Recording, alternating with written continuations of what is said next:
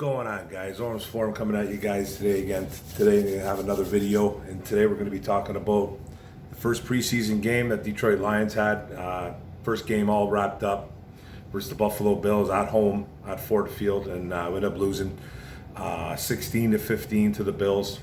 You know, a lot of guys sitting out, a lot of guys on the Buffalo side sitting out, most notably guys like Josh Allen and Stephon Diggs, a little bit dinged up. We pretty much had everybody sitting. We're a little bit dinged up, especially on the D line. We had some wide receivers out. So, but as I did this, I'm just going to do a little bit of a review of what happened, and I didn't watch it last night. At 7:00 at night. I came home from work. I was on afternoons, and so I had to watch it this morning on NFL Network. I got up and watched it, and as I was watching the game, I was just jotting down a few things, making some points, and I'll explain as I'm going down the list of what I wrote down, and that's all I really did. So, but the energy felt different in Ford Field. Dan Campbell, new regime, kicking off the year. The Lions received the ball. They won the snap. They got the ball. What I noticed right away was Jelani Tavai on kickoffs, on kickoff return. I don't remember if he was on there last year. He might have been, but that's one of the things I noticed. And Igwebuike was a return guy. So we got the ball first. Igwebuike had a pretty decent run back too, actually. A pretty nice kickoff return. So like 25, 30 yards, I believe it was. So it was a nice return for him. And then Goff came out. He looked a little bit nervous. He was jumping around. He was trying to get loose. Looked a bit nervous. His first pick was almost an interception. Threw a ball they shouldn't have thrown. It looked like it went kind of off the linebacker's left shoulder. He kind of reached for it. It was a bad throw. Got that out of the way right away, and then the next two plays where it was a 3 and out on the first drive, and the next two plays were noticeably, I noticed Penei Sewell. It was a run play. The next play to Jamal Williams, he didn't do too well. Penei Sewell fired up too, rookie. He came barreling out off the snap, and he went to go hit the linebacker, and the linebacker just sidestepped him, and he whiffed right on the linebacker and like face planted right into the ground. The linebacker made an assist actually on the tackle, and then the next play, Penei Sewell got beat by Gregory Rousseau, a guy that I liked, by the way, a guy that I liked a lot, but I didn't think he would have been worth a seventh round pick. I liked him out of Miami, the big defensive end. He blew right by Penei Sewell on the outside edge, and ended up getting the sack on Jared Goff.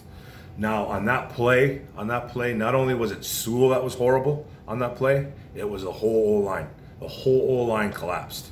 The D-line just barreled in there. Goff was getting sacked no matter what. And I'm not just trying to discredit anything that Gregory Rousseau did, or I'm not trying to make up for Sewell's bad blocking, which it was.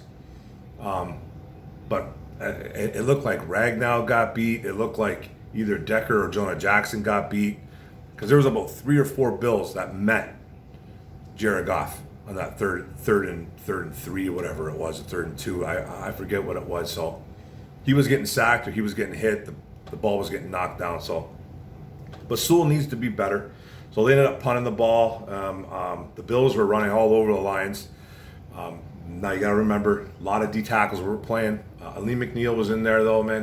He was standing up his guy. I think he made 1 or 2 tackles. He didn't make a lot of noise or anything like that, but still, it's super early. I'm not worried about Ali McNeil.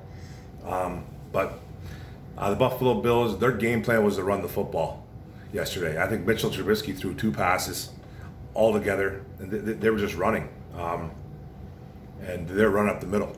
Linebackers were getting stopped. I didn't see Jamie Collins. If Jamie Collins was out there, I don't remember seeing him. Anzalone was out there, a makeshift D-line with the defensive tackles. It just, they were getting pushed around. But thank goodness it wasn't our starters. You know what I mean? All of them anyways. but the Lions, that the Buffalo Bills, they drove down the field. Lions ended up holding to a field goal, and but they looked bad. They looked really bad on the run defense. They're really, really bad. We need to stay healthy. If we need everybody to stay healthy on this defense, man, or it's going to be a long year. And I know it's just a preseason game, but you could just tell. You could just tell our depth is not very good. Yeah, it's basically that simple. Basically that simple. So they kicked a field goal, made it 3-0 Buffalo. Then the Lions looked really, really good on the second drive. It was like a 15 or 16 play drive. St. Brown, I tell you right now, guys, that kid can run routes. He doesn't look like, he didn't have a great day. I think he had a couple catches for like 12, 15 yards, whatever he had. He didn't make a lot of noise out there, but he doesn't look like a rookie. It's weird. It's hard to describe the kid. He made it. He really had 3 catches. He had 3 catches on the day, but one got called back because of a penalty. That's one thing too. That they had too many penalties too, the Detroit Lions. But he had one play where he reminded me a lot of Golden Tate. He caught the ball and did a little shimmy, kind of like almost did like a half turn, got extra yards, got like 13, 14 yards out of, but it got called back. He runs really nice routes. You can tell he puts his dedication into it. He's a hard worker. Him and Goff looks like they have on the one play where he pretty much broke the nickel corner's ankles on a route. He stepped left, bolted to the right, created a little bit of separation, just enough for Goff to hum it in there. It was a beautiful ball too, and it was a first down too. And the St. Brown was all fired up. You can just tell he just doesn't look like a rookie. It's just weird. It's just there's a good feel about that kid, and I'm excited about St. Brown. I am very excited about St. Brown. I think he's going to do some things, and it looked like Jared Goff was loving him too, so that's a good thing. And Sewell looked a lot better on the second drive. The whole O-line did. They were giving Goff protection, a nice little bubble, and like a nice little protection bubble. He had time to throw, made a couple nice throws, one to Tyrell Williams. He used Darren Fells. He was using kind of everybody. He was kind of spreading the ball around. It was nice, and they ended up, they had to settle for 3. Dan Campbell even said, he goes, when we have drives like that, we want touchdowns, but, it's something we're going to work on. So it's good that Goff looked comfortable. The offense looked a lot more comfortable in that second drive. It was night and day compared to the first drive. And that's something you want to see. It's called progress, man, and you want to see progress. So that was good. They settled for 3. Randy Bullock, he's the kicker. He's the guy that's gonna be the kicker. Zane Gonzalez, I don't think even got a shot. So Bullock tied it up with 3. I didn't like the way Tracy Walker looked out there on defense. He made a couple, I think, pass coverage blunders. I thought a little slow to the ball, getting beat. He needs to work on some things. I already told you guys how I feel about this safety room. It's terrible. Even Dean Marlowe, he made a couple tackles out there. He was aggressive, but he was getting beat on passing routes. So it scares me. The Lions D line can't stop the run, and neither can the linebackers right now. Like I said, and I was writing all this down as I went too. So if I'm repeating myself, sorry, but they need to fix that immediately. Defensive tackle though, Kevin Strong was pretty much the only guy out there, and probably that was going to have a shot at this probably second unit.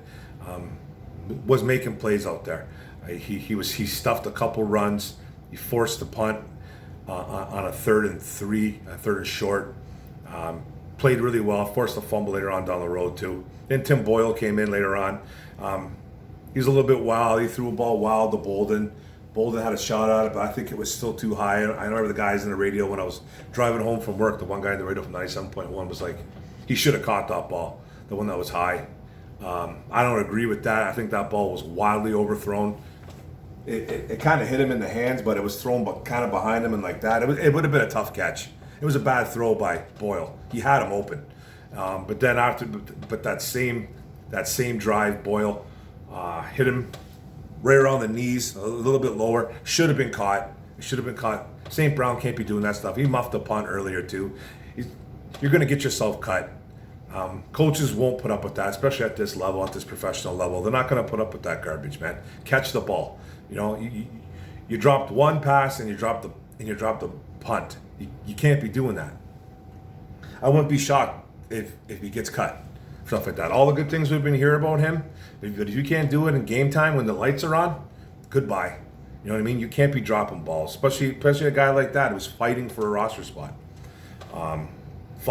Jack Fox, punting the heck out of the ball, doing things. Maben getting down there, making tackles. That duo is going to be really nice. With the hang time that Fox can put on a ball, and then Jalen Reeves-Maben gets down there and makes a good special team play. It's going to be fun to watch. Jelani Tavai looked absolutely horrific. Late to the ball. I don't care how much weight this guy has lost. He gets blocked. He can't read an offense to save his life. He can't. He got beat on one play where it was a touchdown to Devin Singletary, but it wasn't just him on that play either. It was the whole defense got faked out. The whole defense got faked out to the right. They all thought the ball was going to their right, and Tavai, I don't know whoever let the halfback, the running back Devin Singletary swing out to the right, wide open in the flats, touchdown. So it was either Tavai or it was either Dean Marlowe. Whoever it was, I would assume it probably would have been Tavai. He probably has that responsibility of watching that running back, but he got completely faked out. And it wasn't even a good fake. It was a horrible fake. And everybody on the defense bit to the right. It was weird. But Tavai really bit, and I think he let his man free. Or it could have been Marlowe, but whoever it was, it was terrible. Austin Bryant was out there. He made a nice tackle. He didn't do too much. It was on a short gain. He got inside and stopped the running back on a potential big gain, and it was actually a nice tackle. Julian Okwara looked really rough playing the run. He looked really rough playing the run. He got a little bit better as the game went on, but he was awful playing the run. As a pass rusher, he was phenomenal. I think he had 18 pass rush attempts or something like that, and he had a sack. He got to the quarterback a few times. He almost had 3 sacks. So that's good that his pressure rate was up. I could see him. He's not going to start. He's not going to be a starter. He played a lot, man. He played like into the fourth quarter. So that says a few things. Either the coaching staff just is hoping that he can ball out against third, fourth stringers, which he did, and I think he needed to do that. I don't think he's in any way of getting cut or any close of getting cut or anything like that. But him staying out there a little bit longer is not the best look, because it's almost like a test.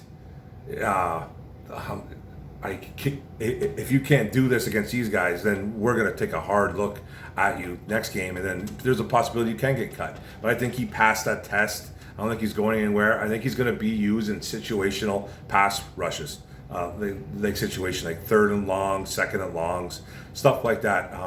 He just doesn't play the run well right now, and he's going to need to develop that game. Because his first step is ridiculous. But every time I seen him do that step, it was always the same move. Getting low on the outside, dipping his shoulder. He needs to add a little bit to his repertoire. But whatever works. If that's what works for him all the time, but really good old linemen are going to eat that alive.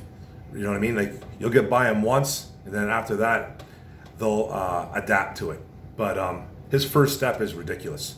He has one of the best first steps on that, like next to his brother.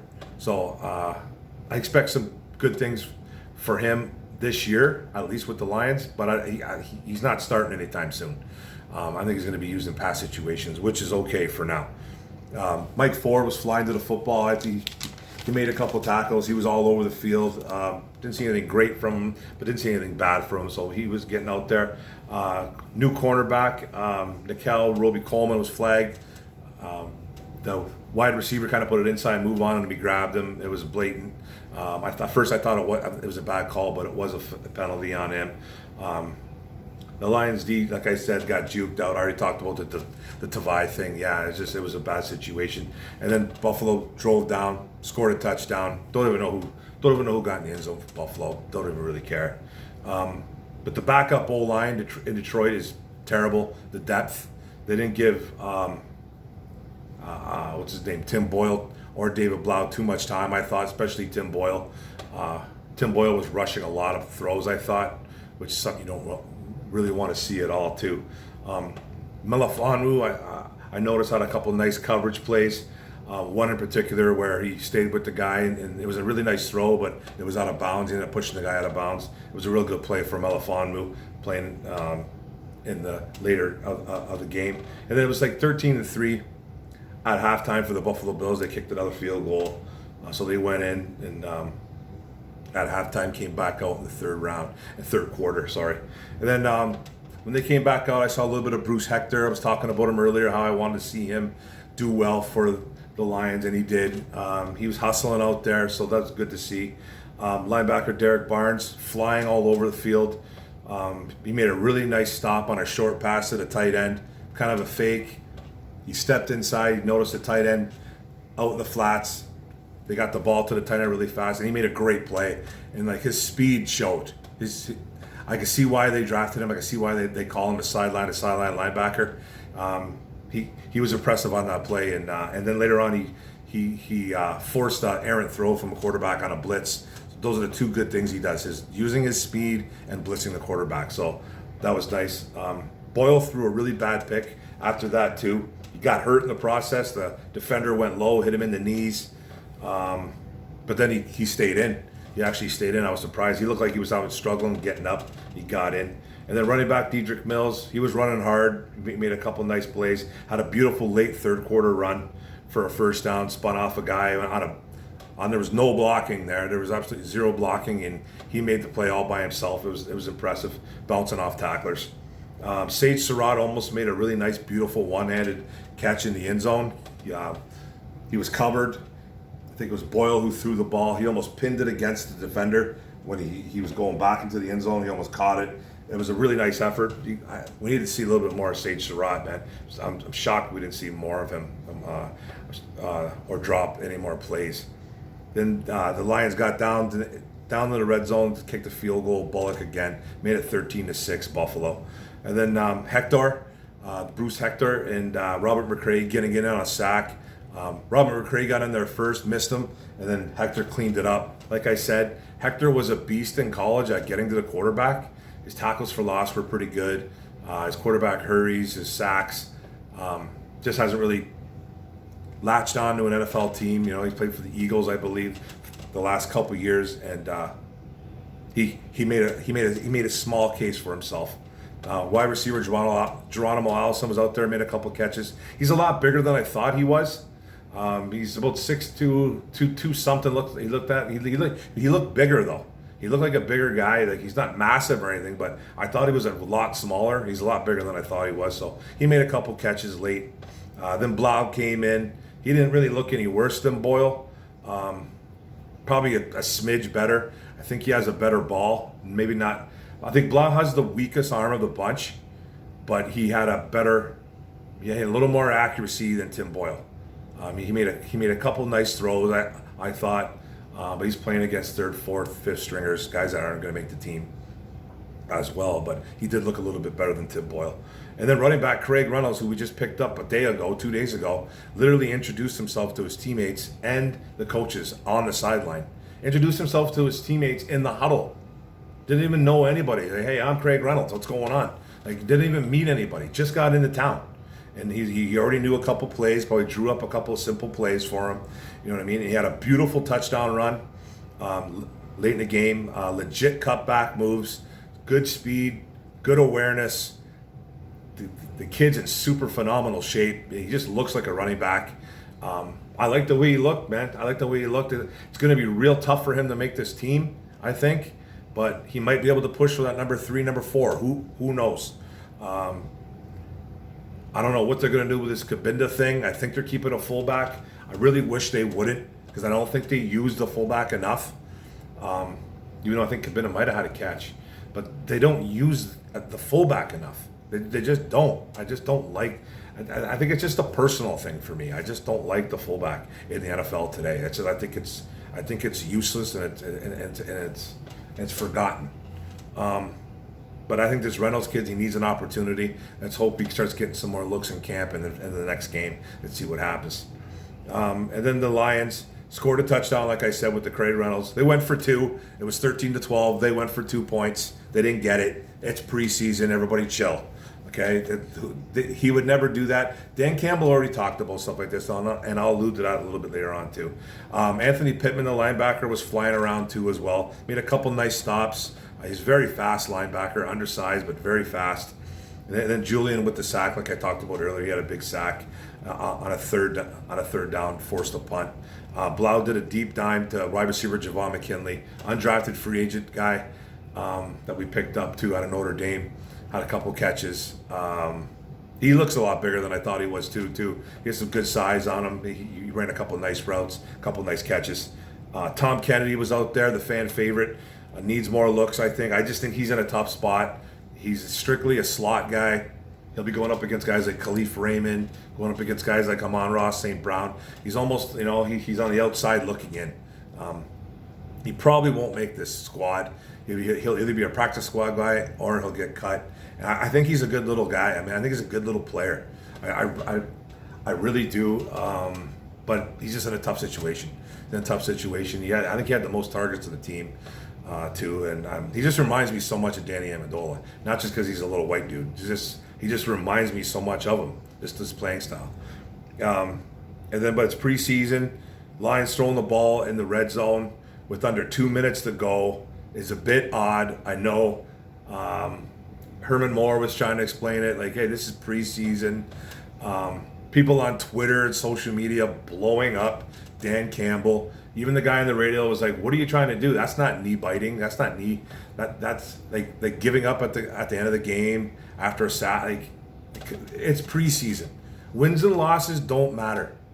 Okay, wins and losses don't matter in preseason." Dan Campbell even came out and said that he even talked about the Javon, because they threw the ball when under 2 minutes in the red zone to Javon McKinley, and Javon McKinley went out of bounds. And Campbell even said, he goes, "Listen," he goes, we wanted to get a couple looks to McKinley. We wanted to throw the ball there. We wanted to do some things that we normally would never do in a real game situation. And that's exactly what they did. So you guys have to calm down saying that we got another buffoon here as a head coach. He would never do that. And again, we would have drained that clock out, made Buffalo use all their timeouts, and then we would have kicked hopefully the game-winning field goal. That's what would have happened. But we threw the ball. Who cares? They don't freak out over it. There's no need to. So we did that, and then we had a kick in the field goal. We went up 13-15. Randy Bullock again. Then there was about 1:33 on the clock for Buffalo, and that's when people started really losing it. Well, I can't even believe that he would do that. It's a preseason game. Chill out. Take a pill. You know what I mean? Then I noticed Bobby Price out there made a couple plays. They had him on 4th down. Bobby Price made a great play, and then right after that, man, he gives up a big play. And the Buffalo Bills get 1st down, new life. They ended up kicking a field goal. They ended up winning 16-15 with a few seconds on the clock. Blau ended up getting sacked. They had time to spike it and throw a Hail Mary. People were questioning that too. Why would Dan Campbell do that? Well, because A, again, it's preseason, and B, you don't want to get guys hurt on both sides of the field. You don't want to get guys hurt. What's the point in throwing up a Hail Mary in a preseason game? Why? Because you want to practice it? Give me a break. Everybody walk off, man. 16-15, you lost. So what? So what? It's preseason. Nobody cares about preseason wins and losses. And by the way, Bobby Price moved from safety to cornerback, so that's something to take note. But we ended up losing the game. So, it's all right. It's preseason. On to the next one. I'm not too worried about that. There's a lot to work on. There's a lot to work on. Goff. There's a lot to work on with Goff. There's a lot to work on with Tim Boyle. Sewell needs to get better.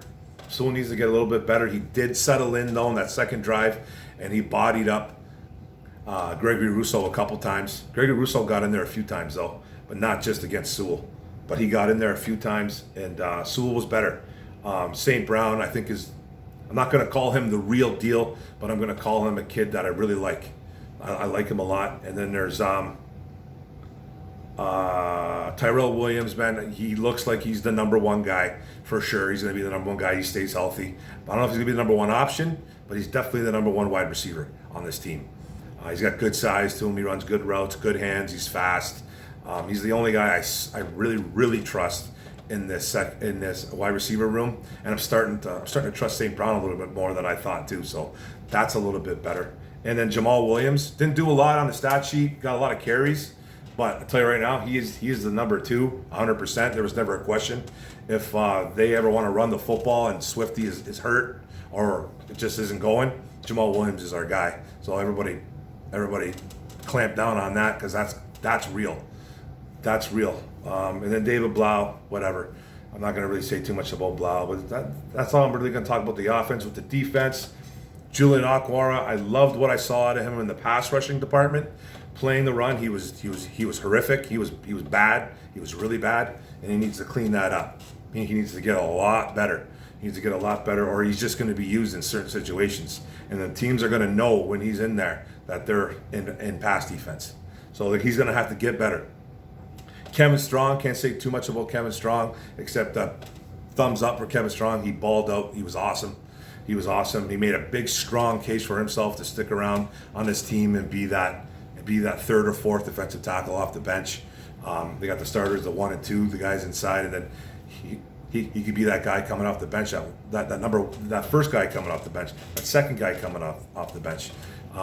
If he keeps this up, he really made a case for himself. Jelani Tavai is terrible. He has to go. I don't care how much weight he lost. I'm done with the Tavai experiment. I'm done. Unless he comes out this week and absolutely gets like 10 tackles and 2 sacks. He's horrible. He's horrible. He's just not a good football player. Probably one of the worst Detroit Lions draft picks of all time. Got it so far, I think.